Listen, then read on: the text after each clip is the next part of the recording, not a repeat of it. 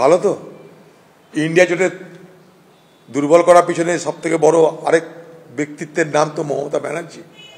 তিনি তো মোদির কাছে আত্মসমর্পণ করে আজকে ইডি সিবিআই হাত থেকে তার নিজের খোকাবাবুকে বাঁচাতে চাইছেন। কালকে আমি বলেছি অরবিন্দ কেজরিওয়াল আত্মসমর্পণ করেনি, তাই তাকে গ্রেপ্তার হতে হলো। দিদি আত্মসমর্পণ করেছে, তাই খোকাবাবুকে গ্রেপ্তার হতে হলো না। কংগ্রেসের তরফ থেকে বারবার যে দুটি বিষয় তুলে ধরা হচ্ছে, লোকসভা ভোটের মুখে অরবিন্দ কেজরিওয়ালের এই গ্রেপ্তারিতে টাইমিংটা অত্যন্ত গুরুত্বপূর্ণ, এবং অন্যদিকে একজন সিটিং মুখ্যমন্ত্রীকে এইভাবে গ্রেপ্তারিতে এত তৎপরতা কিসের কেন্দ্রীয় এজেন্সি, সেই প্রশ্নও তোলা হচ্ছে।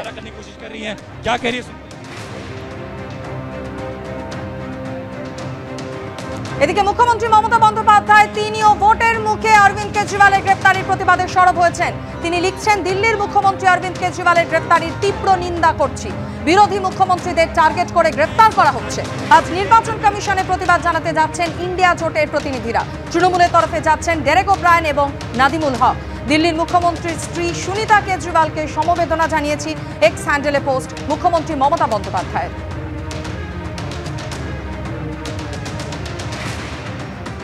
একদিকে যখন ইন্ডিয়া জোটের শরিকরা সরব হয়েছেন মুখ্যমন্ত্রী অরবিন্দ কেজরিওয়ালের গ্রেপ্তারিতে, তখনই সোশ্যাল মিডিয়া পোস্ট মুখ্যমন্ত্রী মমতা বন্দ্যোপাধ্যায়ের এক্স হ্যান্ডেলে তিনি লিখেছেন, দিল্লির মুখ্যমন্ত্রী অরবিন্দ কেজরিওয়ালের গ্রেপ্তারির তীব্র নিন্দা করছি।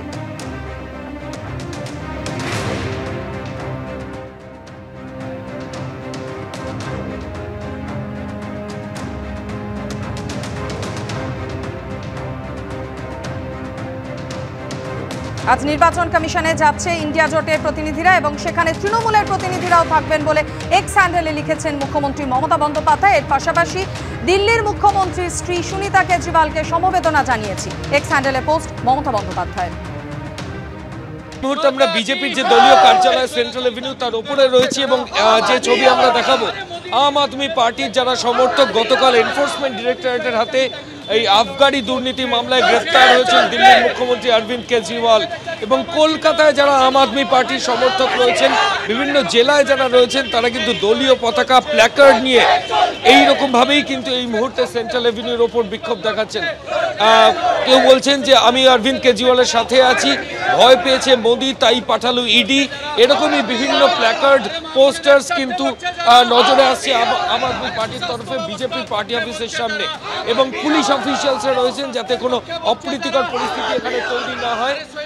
গার্ডজেল দিয়ে গোটা এরিয়া ঘিরে ফেলা হয়েছে যাতে বিজেপির দলীয় কার্যালয়ের দিকে আপের যারা কর্মী সমর্থক তারা যেতে না পারেন।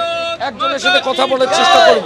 ভাই, আপনাদের গতকাল অরবিন্দ কেজরিওয়ালের গ্রেফতারির পর আজকে আপনারা বিক্ষোভ দেখাচ্ছেন বিজেপির পার্টি অফিসের সামনে, মূলত আপনাদের দাবি?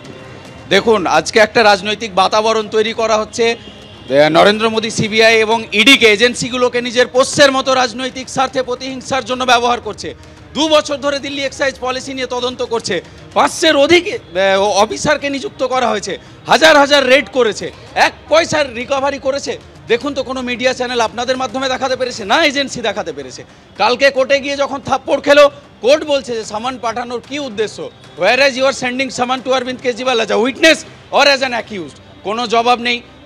হাইকোর্ট বলছে যদি অরবিন্দ কেজরিওয়ালের বিরুদ্ধে কোনো প্রমাণ থাকে দেখান। এই লোকসভা ভোটের দিনক্ষণ ঘোষণা হয়েছে জনমানস একটা প্রেক্ষিত তৈরি করার জন্য যে দুর্নীতিগ্রস্ত। বিজেপিতে জয়েন করলেই অরবিন্দ কেজরিওয়াল এমন একজন ব্যক্তি যে আদর্শ নিয়ে দাঁড়িয়ে আছে, বারবার বিজেপিতে জয়েন করার জন্য প্রেসার দেওয়া হয়েছে এবং চক্রান্ত করা হয়েছে সিবিআই ইডিগুলো এজেন্সিগুলোকে ব্যবহার করে। অরবিন্দ কেজরিওয়াল যখন আজ ইন্ডিয়া জোটে শরিক হয়েছে এবং প্রধান মুখ রূপে নরেন্দ্র মোদীকে চ্যালেঞ্জ করেছে, তখন সেটা ডাইজেস্ট করতে বিজেপি পারেনি।